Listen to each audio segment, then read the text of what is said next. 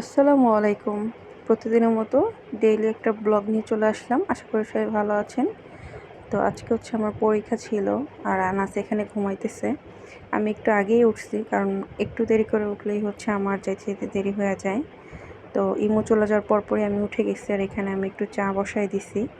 আর আনাস যেহেতু এখনও ঘুমাইতেছে তাহলে হচ্ছে আমি একটু আমার নাস্তা করে নিই সকালের। তো আমি ঘুম থেকে উঠে আগে বিছানা গুছাই নিছি কারণ এটা করতে অনেক দেরি হয়ে যায়। তো আমি সকালে নাস্তা করতে করতে দেখি আনাস বাবু ঘুম থেকে উঠে গেছে আর উঠে সে আমার সাথে খুব আহ্লাদ করতেছিল। মানে এত পরিমাণ আহ্লাদ করতেছিল যে পরে হচ্ছে তারে আমি উঠায়া বলতেছিলাম যে চলো তোমার এখন নাস্তা খাওয়াবো। তো সে উঠে নাই, তাই আমি পরে চা নিয়ে আসলাম আর পাউরুটি ছিল আর দুইটা, তো ওইটাও দিয়েও আমি খেয়ে ফেলছি। তো যাই হোক, তো আর পরে হচ্ছে আমি চিন্তা করলাম যে এখন বাজে হচ্ছে মাত্র 9টা, তো আমার যাইতে যাইতে 12টা বাজবে, তো একটু ভাত খেয়ে গেলে মনে হয় ভালো হয়।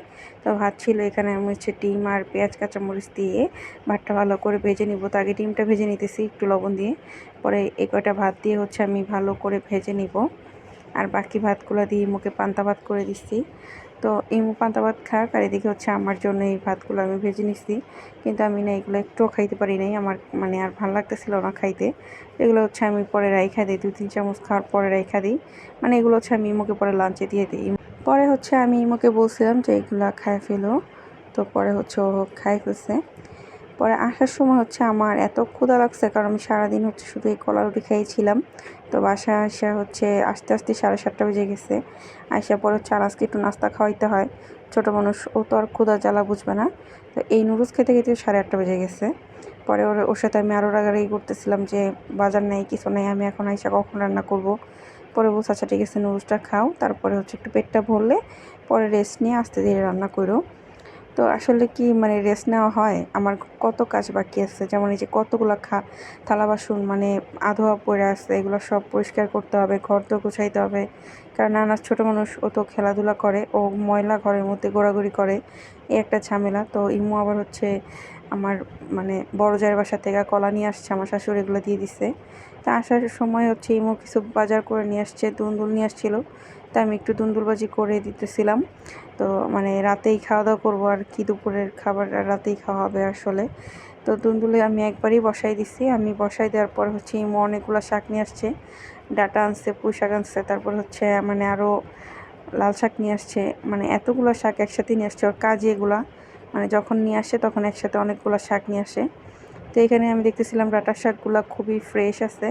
তো আমি ছোটোবেলায় খাইছিলাম, মানে ছোটোবেলায় মানে বিয়ের আগে খাইছিলাম যে মানে আম্মু ডাঁটা শাক দিয়ে হচ্ছে আলু দিয়ে ভাজি করতো। তো করছিল কয়েকদিন, এখন পরে আমি আর খাইনি, আর মনে হচ্ছিল না। পরে হচ্ছে একটু ইউটিউব দেখে ঘাটাঘাটি করে তারপর আমিও ওইভাবে রান্না করলাম। একটু মানে পেঁয়াজ আর রসুন দিয়ে ভালো করে একটু হলুদ লবণ দিয়ে ভেজে আলু আর শাকটা একসাথে দিয়ে দিছি।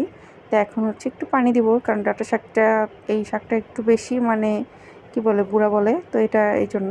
তো আইসা দেখে হচ্ছে এখানে আনাজ সবগুলা কাপড় চোপড় নামায় পাড়াইতেছে, মানে আমার মানে রাগের আর শেষ নাই।